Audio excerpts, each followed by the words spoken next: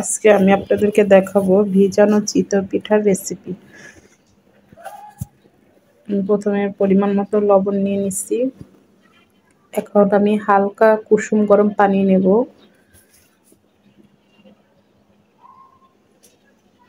মানে দিলে যাতে আঙুলটা সয় এরকম কুসুম গরম পানি আমি এখানে নেব। নিয়ে আমি খুব ভালোভাবে গোলাটাকে আমি তৈরি করে নেব। হাত দিয়ে মধ্যে মধ্যে খুব ভালোভাবে আমি গোলাটাকে তৈরি করে 5 মিনিটের জন্য রেখে দেব। দেখুন আমি কিভাবে এভাবে হাত দিয়ে দিয়ে মধ্যে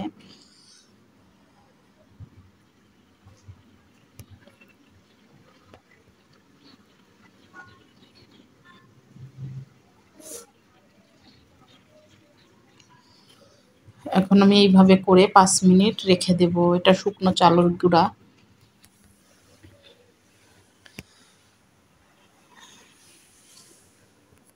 এখন আমি এখানে নারকেল দিয়ে দিলাম। আবারও আমি গরম পানি দিয়ে খুব ভালোভাবে গোলাটা আমি রেডি করে নেব।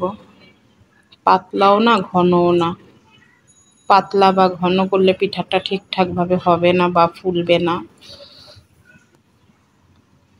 যে পিঠাটা ফুলবে বা ভিতরে আপনার ছিদ্র ছিদ্র দেখা যাবে সেটাই কিন্তু খুব ভালোভাবে ভিজবে, যেহেতু আমি এটা ভেজাবো।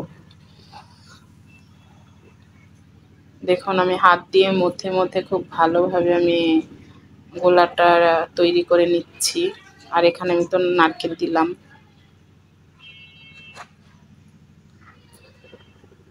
আজকে অনেক দিন আমি 1 সপ্তাহের মতো আমি কোনো ভিডিও ছাড়ি না, দেখেন না।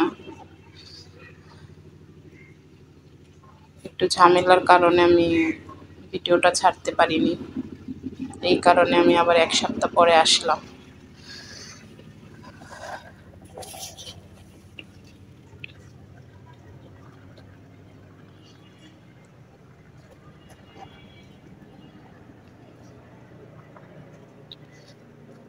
এখানে আমি একটু তেল দিয়ে ব্রাশ করে নিব। এটা লোহার কড়াই। খুব ভালোভাবে কড়াইটা গরম হয়ে গেছে। এখন আমি তেল দিয়ে ব্রাশ করে নিচ্ছি।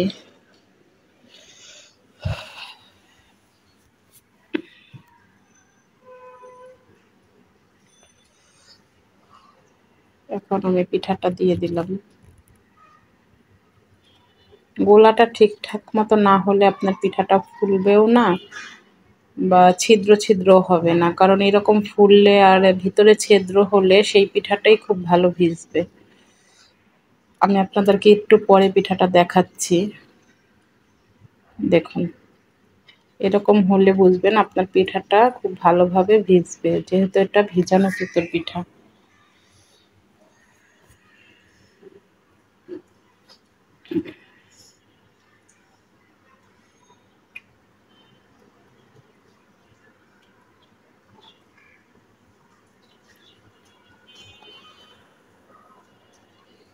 দেখুন পিঠাগুলো, যে পিঠাগুলো হবে সেই পিঠাগুলো খুরচুন দিয়ে উঠালেই উঠে যাবে।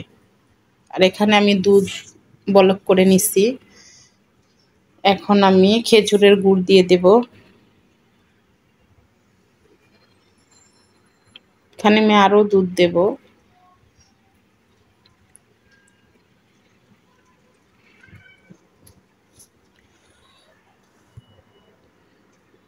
এখন আমি এখানে নারকেল দিয়ে দিচ্ছি।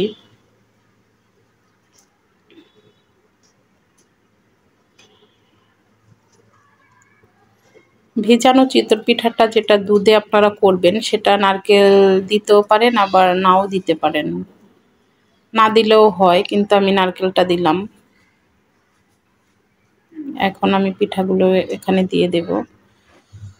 আমার পিঠাগুলো বেশি, এই কারণে পাত্রটা খুব ছোট হয়ে যাবে। আমি পাত্রটা পরিবর্তন করে নিচ্ছি, একটু পরে দেখাচ্ছি। দেখুন পাত্রটা পুরো ভরে গেছে।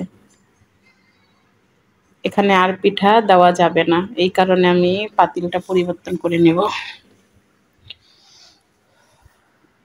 এখানে আমি আরো কিছু দুধ দিয়ে দিলাম।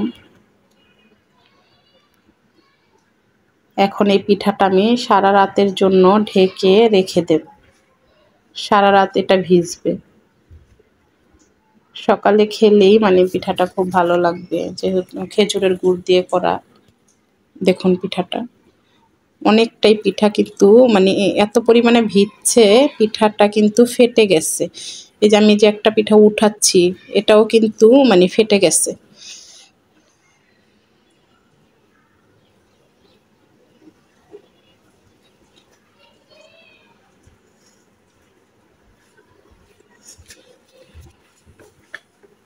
পিঠাটা আমি উঠিয়ে প্লেটে রাখার সাথে সাথে কিন্তু পিঠাটা ভেঙে গেছে। তাহলে দেখুন কিভাবে পিঠাটা ভিজছে। আমি একটু চামিচ দিয়ে আপনাদের ভেঙে দেখাবো।